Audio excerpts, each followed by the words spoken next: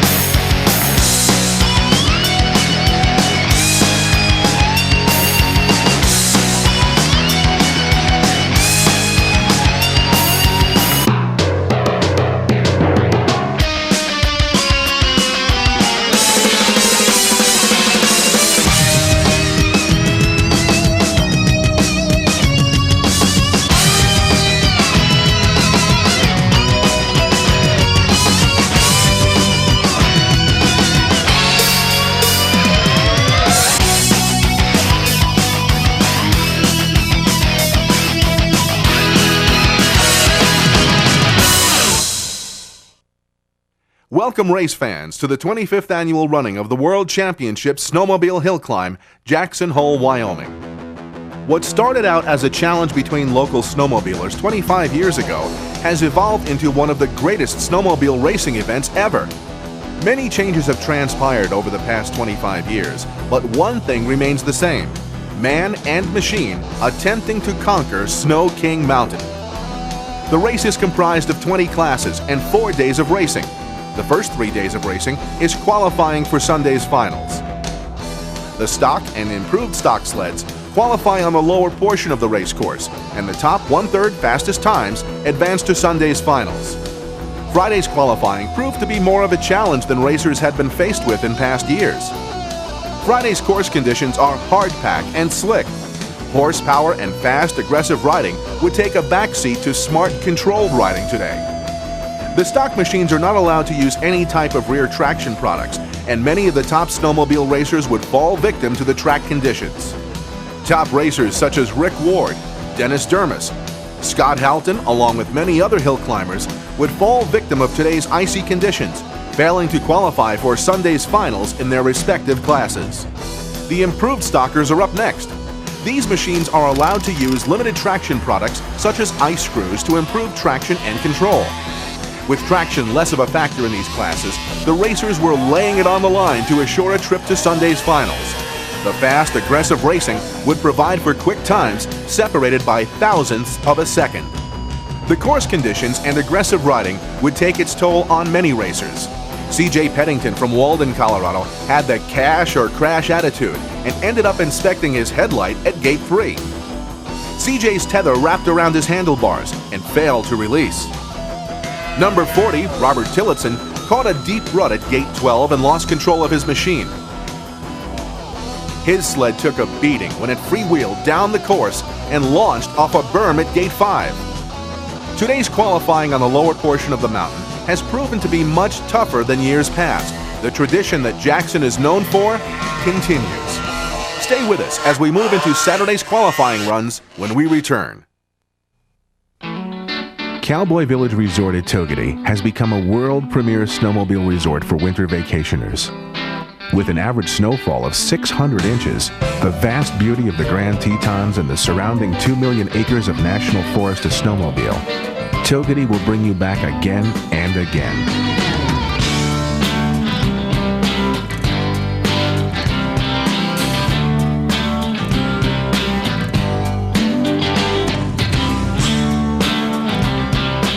And when in Jackson Hole for the hill climb, plan your stay at the Cowboy Village at Jackson. For more information, call 1-800-543-2847. Race fans, welcome back to what promises to be some of the most exciting racing ever right here at Snow King Mountain. Qualifying for the mod machines include running upper exhibition, a double black diamond run during the ski season. But for 1 weekend a year, this mountain becomes Sled Wrecker Hill.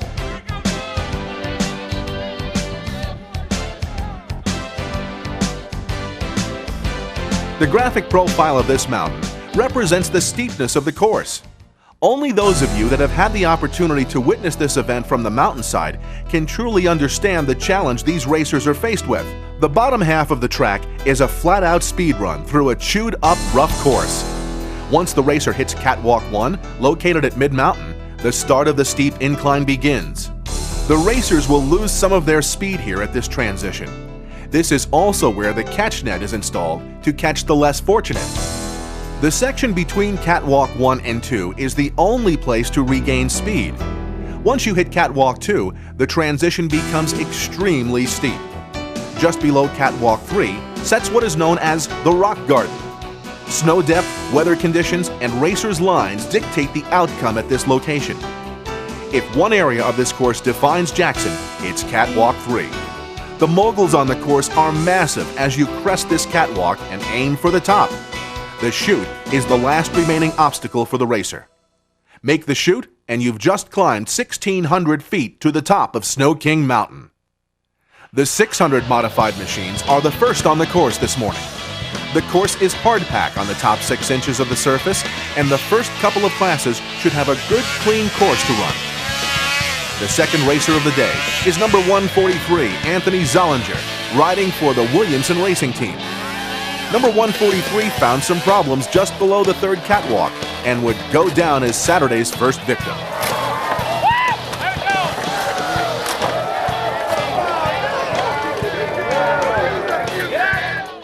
Number 2, Jody Breding, riding a Ski-Doo-powered mod sled, looks to have found his line. The American Falls, Idaho racer would be the first to crest the top for the year 2000 with a time of 1 minute 19 seconds.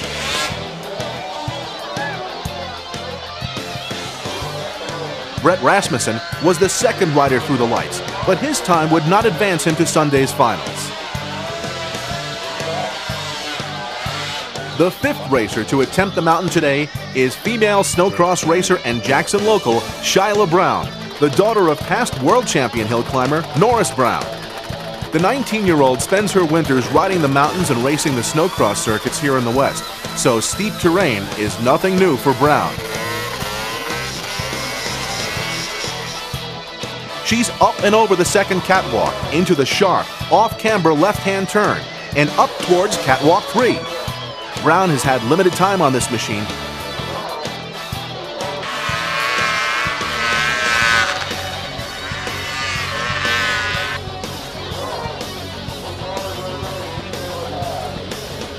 She's on top of the third catwalk, loses traction, gets sideways, and flips her machine. Tough luck for Shyla Brown.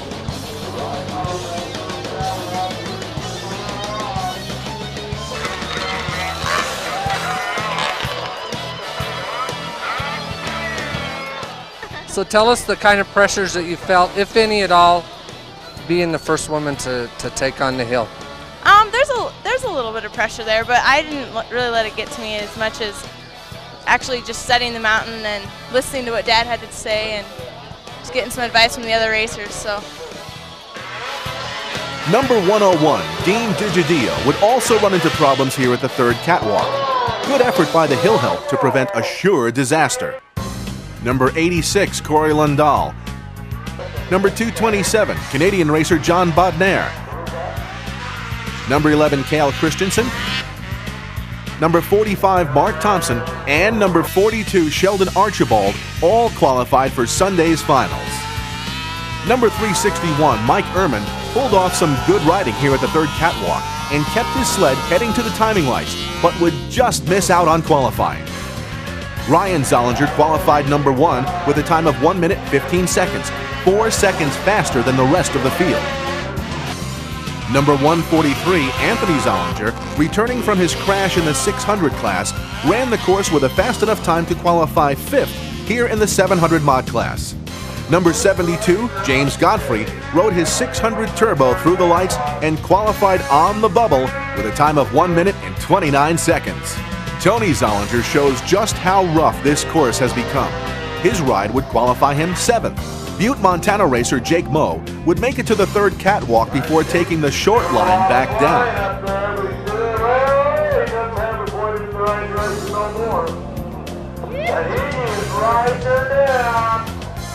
That's a braver man than I am. Not no more, he's not. Wow. And it's still tumbling up there. The seat's coming without it. The hood's still on. Hell no, it's not. The hood's down without it too. Right now it's pointed in the right direction and into the kitchen. 4-time Mod King winner David Shepard, in his last race of a very successful career, turned in the fastest time for the 700 class when he ran through the lights in 1 minute 12 seconds. All right, we're here with David Shepard out of Jackson, Montana. David just set, I don't know if you know or not, the fast time of the day so far, 1 minute 12 seconds up the hill. This is your last go-around. It's got to be an emotional time for you, and you definitely set the stage for a great weekend here. How was it going up the hill today, and what do you think for the rest of the event? Well, it was today it was smooth. So far I got one more run, but on Mod 700 it was smooth, and today's just qualifying, so it don't matter how fast you are, all you're worried about is making the field. I mean, you ran into no problems whatsoever going up the hill. You flew up there. You going to make any kind of adjustments for your next run, or are you just going to run what you got? My next sled is set up just like this one, so I think we'll leave it. My mechanic Mike Alsop and Pete Colvin, they made some good calls down the trailer this morning and made some changes, and hopefully they'll pay off. All right, well, David Shepard early on Saturday. You can bet we'll be talking to him again as the event unfolds. Dave, good luck with the rest of the race. Thank you. Number 27X, Chuck Hogan, would run the 6th fastest time and advance to Sunday's finals, while last year's Mod 700 winner Ryan Zollinger and Mark Thompson finished out the 2nd and 3rd qualifier spots.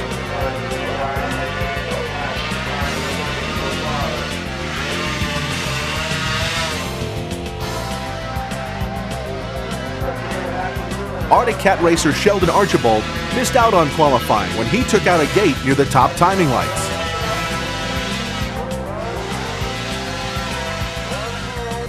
"25 years and counting." That's Rick Budge's story. Number 181 is the only racer to have participated in all 25 races over the years. We caught up with Rick to find out how many more years he plans on competing. Ricky Budge, the only one in this competition that has been to all 25 Jackson Hole Hill Climbs. Rick, you just made your run in the 700 class, got hung up about halfway up. What happened up there today, and what do you think of the hill in general? Oh, I just hit a big hole, spit me off into a stump, brought me to a stop on my side. All right, well, not the first time and not the last time either. You've hit a lot of stumps and rocks on this hill. How many more years you got in you at this event? Oh, I don't know, hopefully a couple more. All right, well, you got one more run at the Masters class. We'll probably talk to you after that. Rick Budge, 25 years and counting, right here at Jackson Hole. The 800 mod class would see the first 2 riders fail in their assault on the mountain. Both Jody Bretting and Corey Lundahl can consider themselves lucky that their machines are still intact.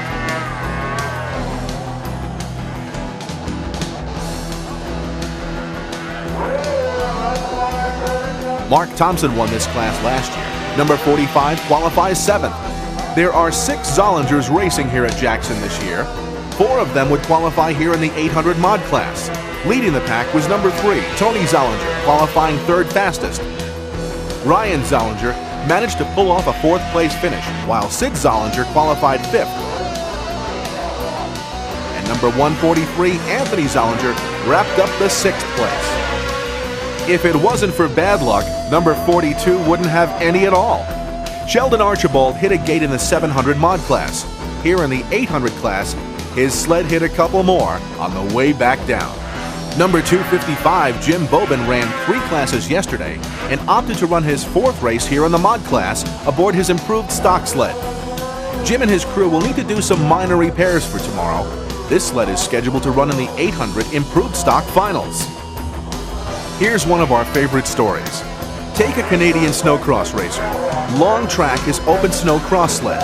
Bum him a ride to Jackson, unload him at the base of the mountain, point him in the right direction, and let him pull the trigger. Carl Kuster did just that. Parkville today, and he turned in the fastest time of the day up to this point, a time of 1 minute 9 seconds.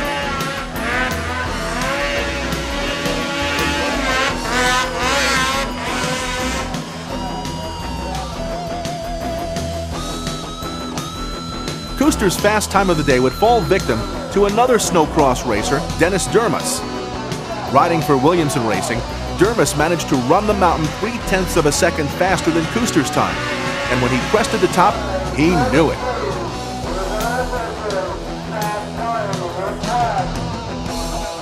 I'm here with Dennis Dermus. Dennis just set the fast time of the day in the 800 mod class. Dennis, you got another sled in the trailer, but you're going to run this one for your open class. That was very smooth. What was your feelings on the track this morning? Well, when I was up on the hill looking at it, lots of rocks, lots of stumps, I was pretty nervous, never been over before. This sled I've ridden quite a bit in the past. I haven't ridden the big one much, so I think I'm going to stick with the sled I'm comfortable on and see if I can do it one more time. All right, Dennis Dermus sitting on top of the 800 class, ready to go with the open mod. You going to make any adjustments to the sled at all? Just look it over a little bit, make sure we didn't tear nothing up, and give her another shot. All right, Dennis, good luck in the opens. Thank you very much.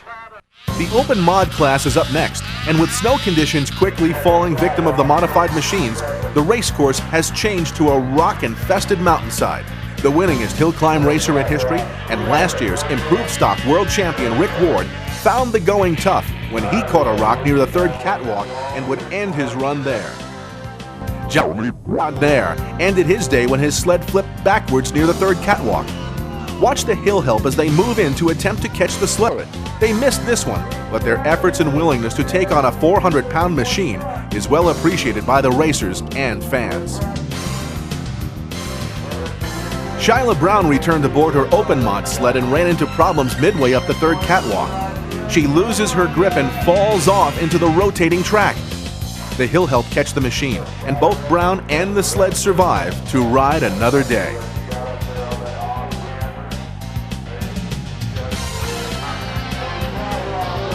Number 13, Ryan Zollinger, would be the only racer in this class to qualify without tripping the lights at the top.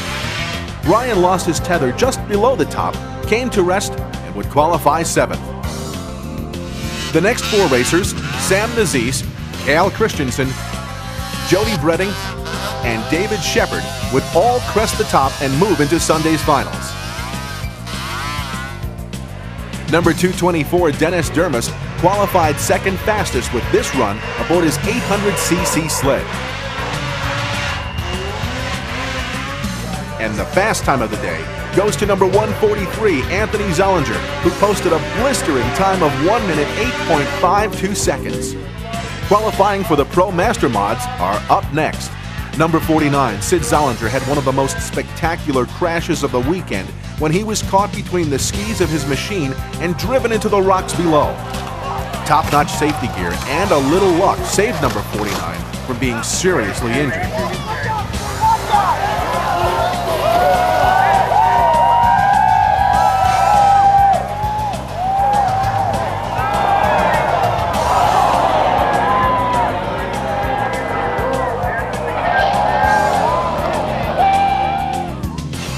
Number 99, Dal Barker out of Soda Springs, Idaho, was flat flying up the mountain, but missed a gate down low, keeping him out of Sunday's finals.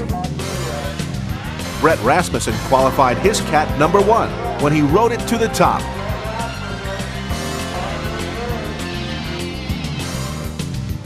Number 34, Scott Albertson, qualified second, and Reed Headland clipped the blue gate here, wrapping up the trio. The last 2 races of the day are the finals for Masters and Amateur classes. Number 116, Ron Thompson, was the first Masters racer on the mountain. His mark at the second catwalk would be the point to beat for the next racers. Mike Christensen high-marked Thompson by just a few feet for what would be a third-place finish. Number 136, Paul Kamstra, rode his Summit to a second-place finish. The year 2000 Masters winner would go to this man, Gil Winters. Winters would manage to climb within feet of the timing lights.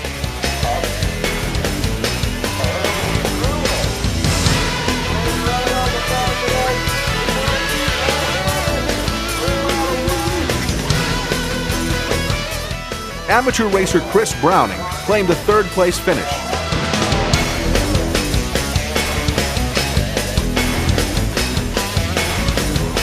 Kurt Matchin rode his 700 Polaris to the second catwalk for what would be a second-place finish. Number 123, Ben Adams, missed the first set of gates at Catwalk 1, but continued up past Catwalk 2, loses control, and sends the RMK down the mountain.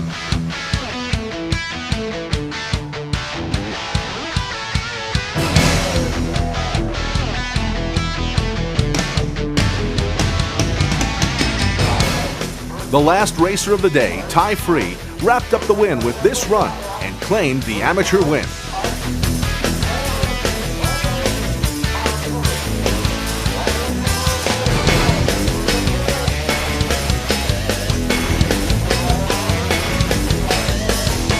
That brings a close to Saturday's race.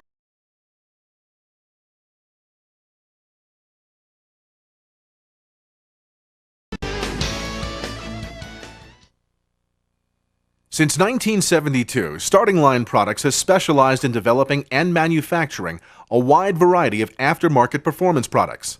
The experience, knowledge, and talent obtained over the years has thrust SLP to the forefront of the industry, where they are often setting standards for quality and performance. SLP performance products that help their racers reach the top of the hill first include SLP high-performance exhaust systems that boost high torque and broad power bands with minimal noise for optimum performance over a wide variety of conditions. SLP porting that features some of the finest and most technologically advanced designs in the snowmobiling industry. SLP power dome billet heads that provide maximum combustion efficiency for improved horsepower and tunability. SLP tri-keel skis that are the professional choice for aggressive or competition use. For more information on these or other fine performance products, contact SLP at 208-529-0244 or see them on the web at www.startinglineproducts.com. This is what it's all about. It's final day at the year 2000 Jackson Hole Hillclimb. That's Rick Ward making one of his several runs today. Rick's going to be in a couple of different championship rounds, and it's been qualifying for 3 days leading up to today, and the conditions have changed dramatically. This snow, it's been warm. We got a little bit of rain last night. It's very soft. It's crumbling right underneath these guys. The track is going to change all day long. I tell you, once the big boys on the mods get going, it is going to get nasty. So kick back, enjoy the year 2000 Jackson Hole Hillclimb World Championships.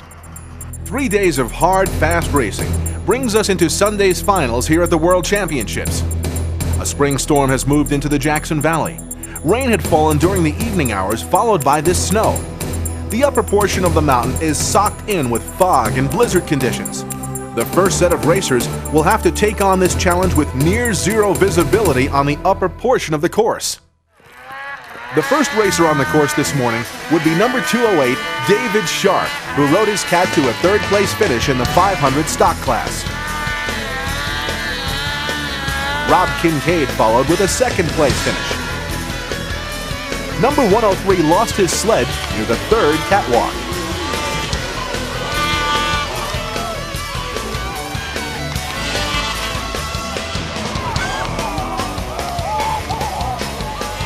Kurt Hibbert wrapped up the win in the 500 class with a ride to the top of the mountain.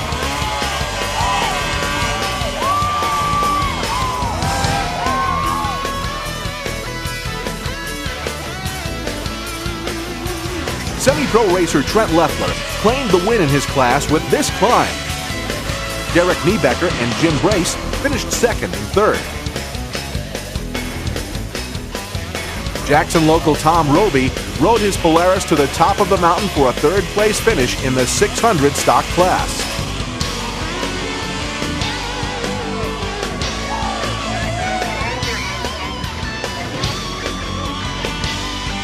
Driggs, Idaho racer Steve Hill managed to pilot his Arctic Cat to a second-place finish.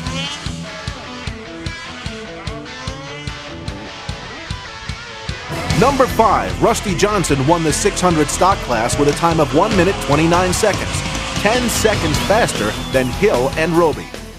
All All right, we're here with the assistant race director, John Johnson. John, things are a little bit different this year, the way they're doing the running order. Can you help us out explaining that?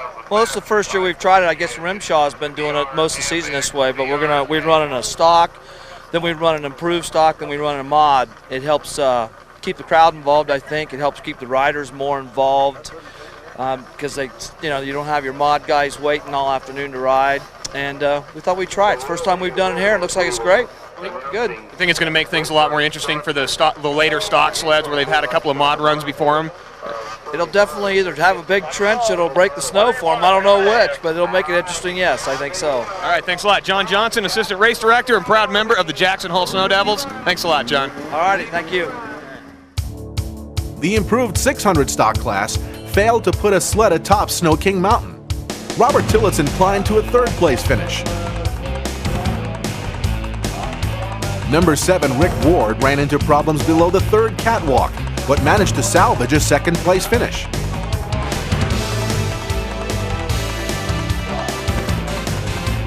The improved 600 stock winner would be number 184, Aaron Johnson.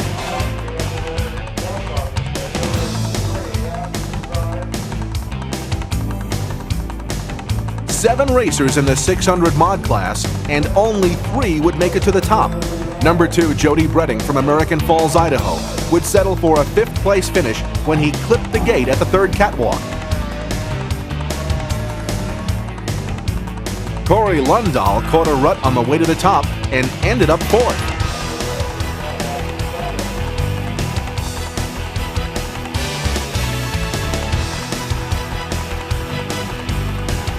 Number 42, Sheldon Archibald, crested the top for a 3rd place finish.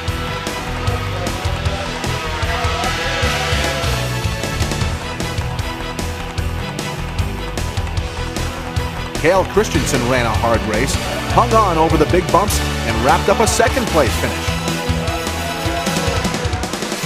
Number 13, Ryan Zollinger, won the 600 mod class with a time of 1 minute 16 seconds.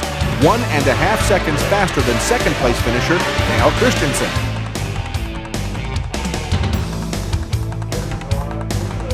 The 700 stock class would have 10 racers competing in today's finals. Number 108, Shad Free, climbed his way to a 3rd place finish.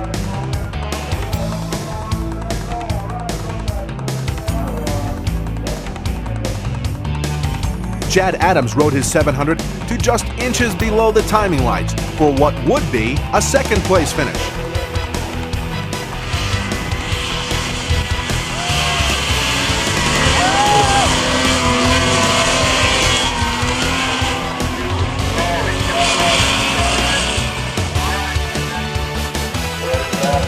Jim Bobin, number 255, would be the only rider in this class to crest the top.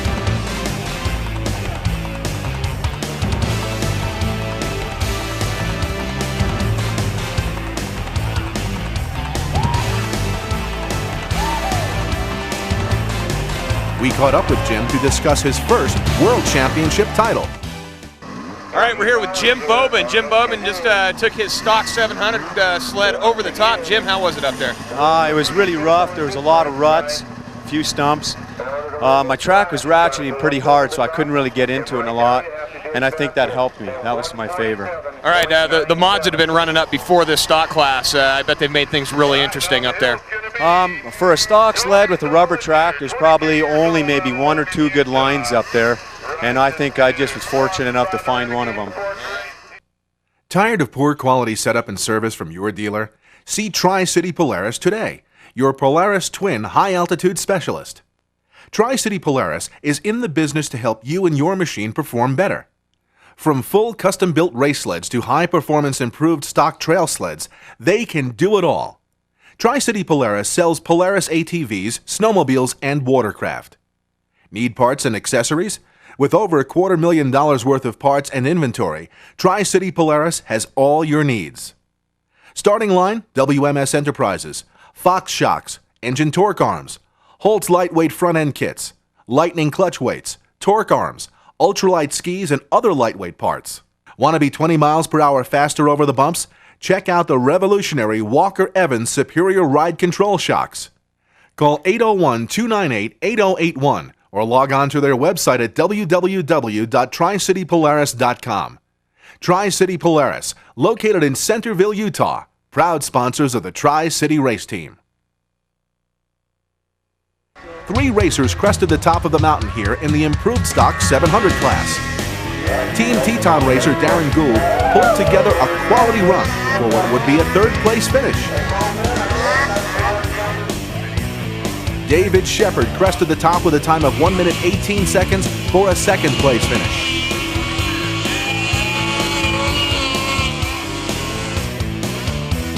British Columbia racer Norm Hebert put together a fantastic run with a time of 1 minute 16 seconds. Good enough for the win in the 700 improved stock class.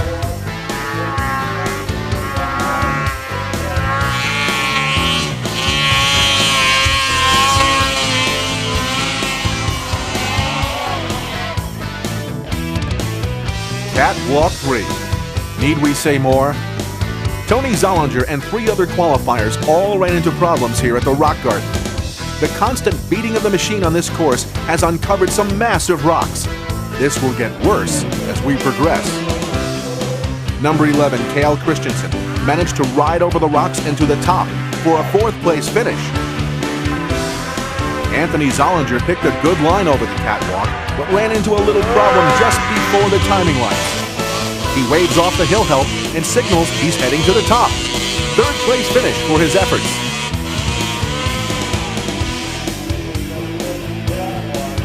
Four-time world champion hill climber number 22, David Shepard, smoked up the mountain with a time of 1 minute 9 seconds for a 2nd place finish. Last year's 700 mod winner, number 13, Ryan Zollinger, defended his title with this run to the top.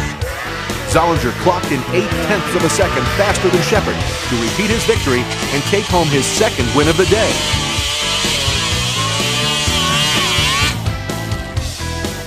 Year after year, the legendary Kirk Hibbert returns to Jackson Hole to dominate the stock classes. Last year, Hibbert won 2 classes. This year, he would repeat the feat as he climbs to the top of Snow King Mountain and claims his 2nd victory of the day. This one coming in the 800 stock class. Canadian racer Vincent Clark was all over the course on his 800 final run.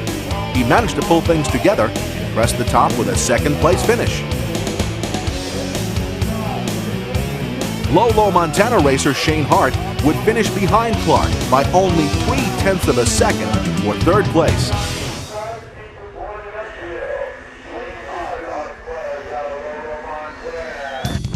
Last year's Improved Stock 800 and Improved Stock King winner Rick Ward was attempting to salvage a disappointing weekend when his run ended just above the 3rd catwalk for a 4th place. Tri-City Polaris racer Scott Houghton had his eyes set on the top when his world turned upside down in the rock garden. Wow, that was some get-off. Let's take a look at that from another angle.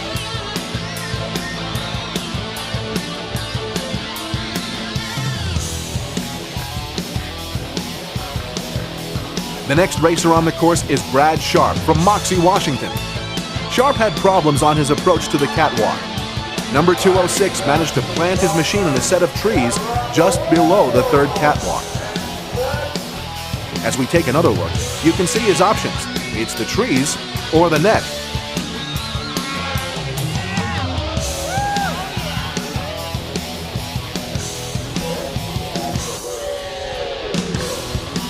Number 5, Rusty Johnson, managed to get past the rock garden, but the steep, deep moguls below the timing lights ended his run. For a 2nd year in a row, Johnson would have to settle for 3rd place. Number 80, Jason Adams, finished 2nd to Rick Ward here at last year's World Championships. For a 2nd year in a row, Adams would miss out on the win. He topped the course with a time of 1 minute 31 seconds for a 2nd place finish. Jackson local, number 179 Tom Roby, had a great race season last year and was named Driver of the Year. But last year's climb here at Jackson was a tough one for Roby. Not this year. He claimed a victory here in the 800 improved stock and earned a spot to run for King of the Hill later today.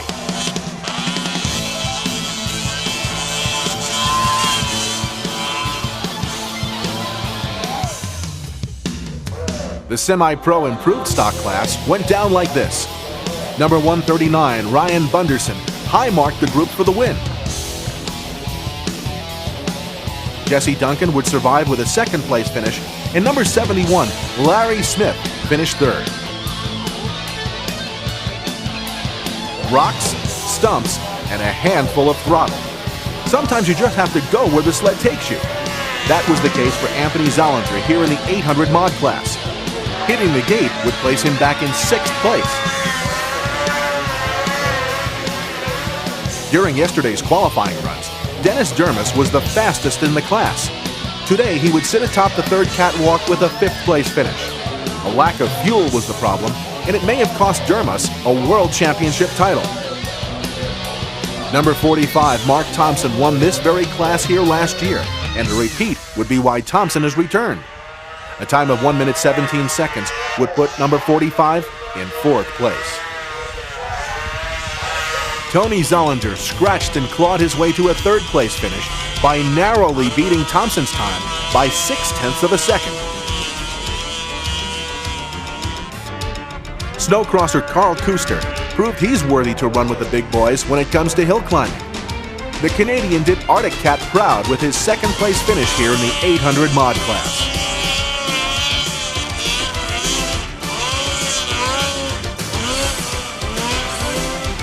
Three classes, 3 wins. Williamson Racing Team member Ryan Zollinger claimed his 3rd title this weekend when he rocketed up the mountain with a time of 1 minute 8 seconds. That would be 8 seconds faster than Kuster's 2nd place finish.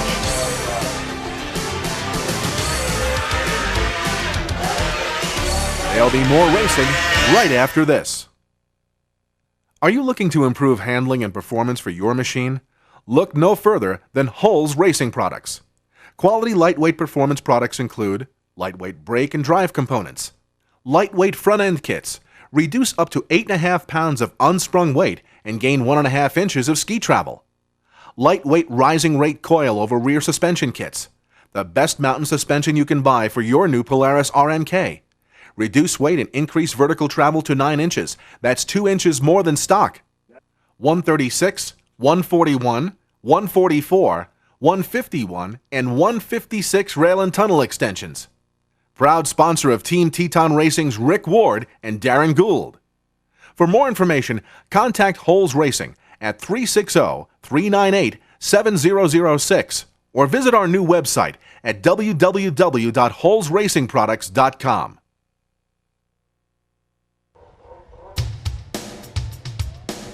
What more can we say about this guy?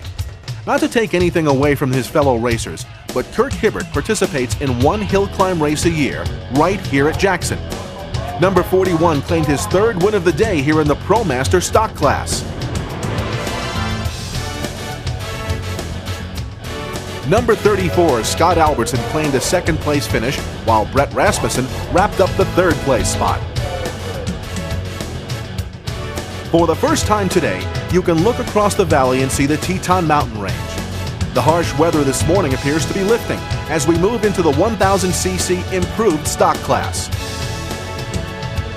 The rock garden just below the 3rd catwalk has just played havoc with the racers today. Both Jeff Wimmer and Tom Roby lost their machines here in the 1000 improved stock class. Check out the hill help as they bring Roby's machine to a stop. These guys are out here to help the racer any way they can.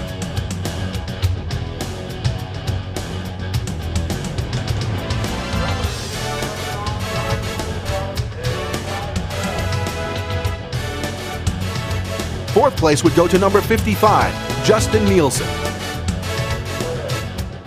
David Sharp claimed a 3rd place finish.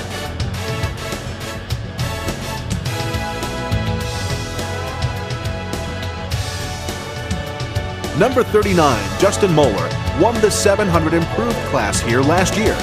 He would have to settle for a 2nd place finish here in the 1000cc class.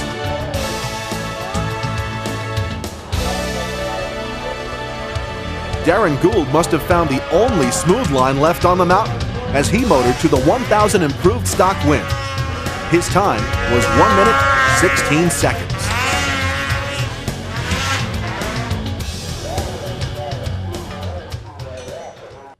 All right, standing here with Darren Gould. Darren just won the Improved Stock 1000 class, and Darren, you're going to make a run at your first ever King title if you get it done. What do you think is going to happen on these later King runs? Hopefully the line I took on my last run will still be there, but when you get another 15 sleds running up there, it goes away in a hurry. Have the lines been really slim pickings up there today? When you get up to what they call a rock garden, there's one line through there wide enough for one sled. If you hit it right, you go. If you don't, it's pretty ugly. All right, Darren Gould, he's going to make another run, see if he can get his first King title right here at the 2000 World Championship Hill Climb. The Semi-Pro Mod Championship title was won by number 102, Derek Niebecker.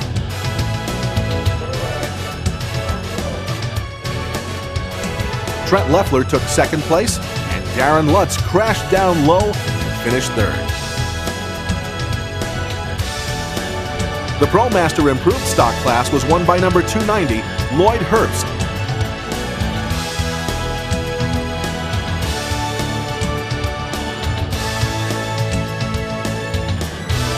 Number 27, Brett Rasmussen, got tangled up in the rocks and finished second.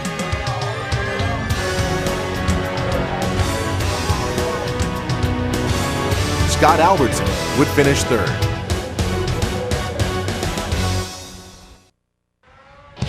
White-knuckled and wide open. How else do you get through a pile of granite sitting in the middle of a race course?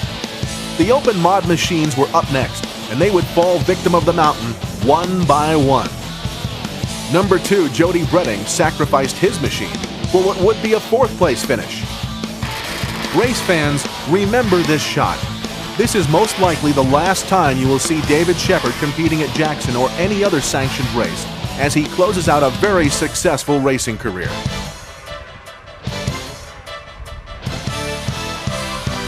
Number 22 would get tangled up on the rocks and have to settle for a fifth place finish.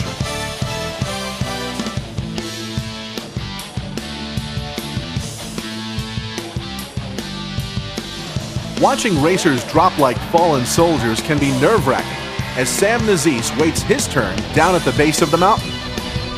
Number 258 clipped the red gate at the second catwalk and would be marked with a sixth place finish. Nazis hits a rock, gets crooked, bails off his machine, and ends up losing it.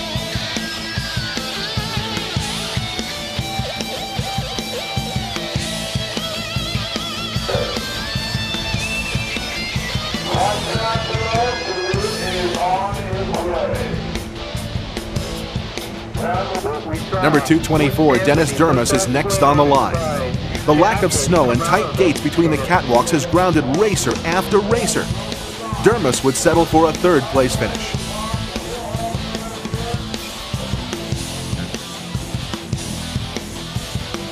Not one racer here in the open mod class has even come close to cresting the top. Number 11, Cale Christensen, plans on visiting the top, as he has a new line picked out, and it's not through the rocks. Cale swings out to his right and takes on the mountain at an angle. Looks like a good line, but oh no, he has some trouble atop the third catwalk and will have to settle for second place. Ryan Zollinger has wrapped up 3 mod championships today. Is it possible he can sweep the World Championships here in Jackson? Rocks or no rocks, line or no line, number 13 has got his Union Bay powered Polaris pinned, and he's heading to the top. He keeps to the left side of the course and has no problems as he races to the top with the fast time of the weekend, 1 minute 5 seconds. Only one racer stands between Ryan Zollinger and 4 Mod World Championship titles. That man would be Ryan's brother, number 143, Anthony. Remember, Anthony claimed yesterday's fast time of the day. Number 143 has good speed down on the lower portion of the course as he comes over Catwalk 1 and heads towards Catwalk 2. Anthony is just flat flying. Oh no. Number 143 has just missed the 2 gates above the catwalk. Wow, that's too bad for Anthony as he continues up the course. For what it's worth, this run was 0.8 of a second slower than Ryan's winning time. Ryan Zollinger makes history at Jackson by sweeping all 4 mod classes. All right, we are here with flying Ryan Zollinger. Ryan, what a day. I mean, could you ever have thought coming into this thing you were going to win all 4 mod classes? No, I didn't. You know, it's always a goal I think every racer has, to be able to sweep at least somewhere, and for it to happen here at Jackson, it's unbelievable. All right, you know, you had a lot of trips up the hill today. They moved those gates for the start of the open mod class. Did you know that line was going to be there before you got there? Yeah, I did. We have a nice set of binoculars down here that we use, and it allows us to get right close to the mountain from down here. So I knew where I wanted to go today in open mod. How was it feeling when you woke up this morning? Did you know that you were on and you were going to have a day? No, you never know beforehand. You always hope. I felt good. I've ridden real well all weekend and for the last couple of races, so just hoped everything worked today. All right, we still got a little more work to do. You're going to make a run for the King title here. If things keep going the way they have, we should be crowning you King of the Hill. And there's another Zollinger who's been on a little 2-year trip away from the hill climb circuit, and he's coming back next year. Is that going to be a little showdown when he gets back into town? I'm sure there'll be the competition there. He wants it bad. Okay, all right. Ryan Zollinger, 4 out of 4 modified titles, and he's going to be running for the King. Thanks, Ryan. Thanks. Number 32, Scott Albertson claimed the win in the Pro Masters mod class.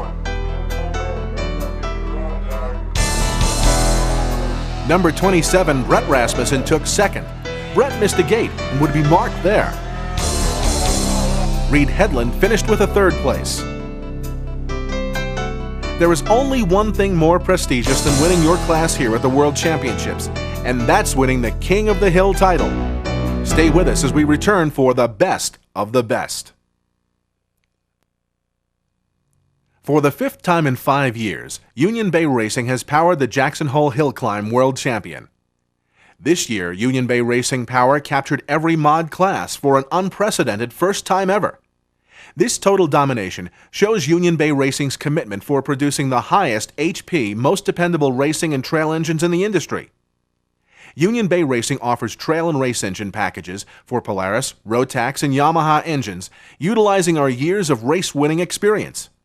Our complete inventory of OEM engine parts, aftermarket performance products, a full-service in-house machine shop service, combine to provide our customers the quick turnaround, high-quality performance Union Bay's reputation is built on. Union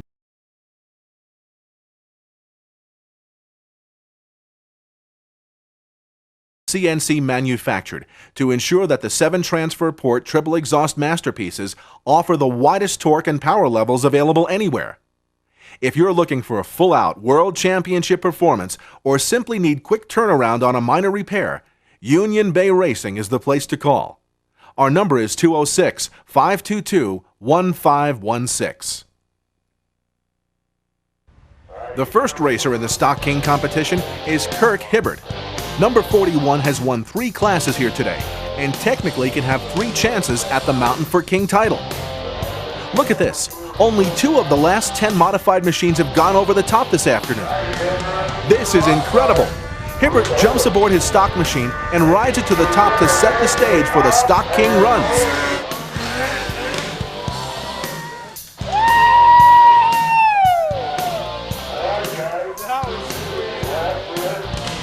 Stock 600 winner Rusty Johnson is up next. The side angle here shows the steepness these racers have been dealing with. Number 5 makes it past the catwalk and runs into problems near the last section. 700 stock winner Jim Bobin is up next. Number 255 would also get past the rocks, but comes up short atop the 3rd catwalk. Number 41, Kirk Hibbert, defends last year's Stock King title.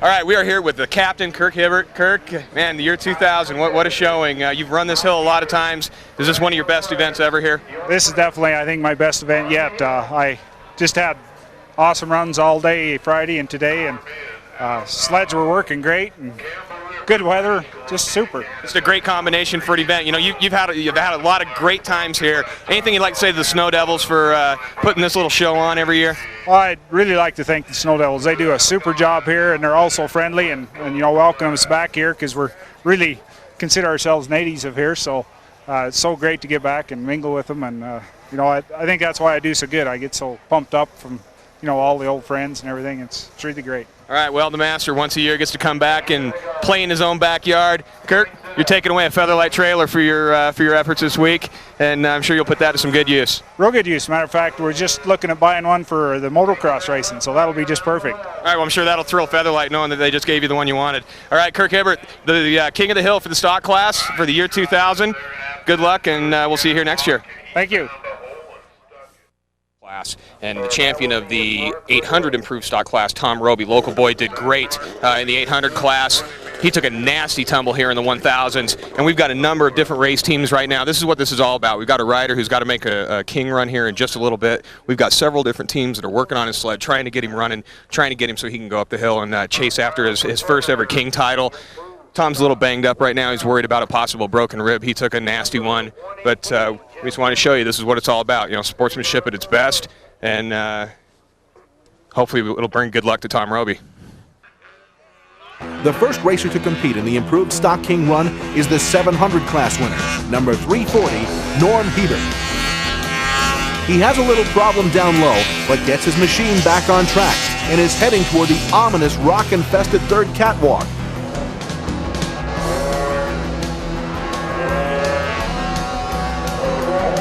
Oh, number 340 hit hard. That will bring his run to an end. All right, we are still here in front of Tom Roby's sled with everybody trying to get him running so he can get a shot at the king title.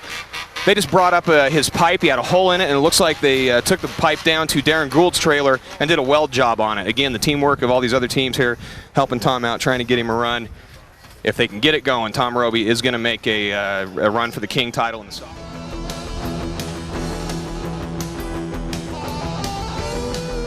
Pro Masters improved stock winner Lloyd Herbst came up short on his run.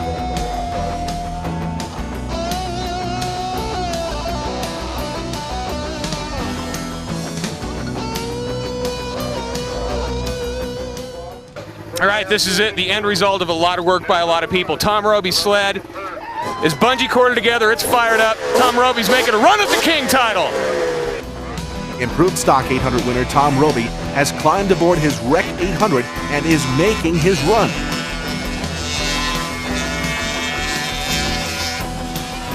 If he's going to get to the top, he needs to get over the rocks that caused him so much trouble in the 1000 improved class. Tom saves his sled from rolling, but his mark would not be enough. 600 improved winner Aaron Johnson would fall short in his attempt. Norm Hebert owns the high mark up to this point, with one racer left to run. Number 19, Darren Gould, is on the course, looking for his first World Championship King title.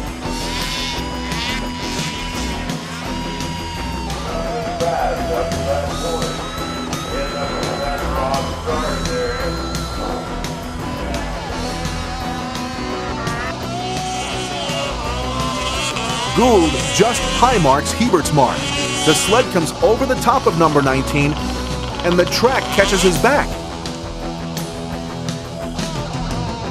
Darren Gould wins his first World Championship King title in the improved stock class. The Mod King title would come down to the challenge of two racers. Number 13, Ryan Zollinger, who swept all four mod classes, and number 34, Scott Albertson, who won the Pro Master mod title. Scott Albertson was first to take on the course. Albertson just would not have the speed to carry him through the rock garden near the third catwalk. This mountainside has become virtually impassable for most of the racers. Very little snow remains along the main line, and the obvious presence of rock outcroppings have played a major role in today's final.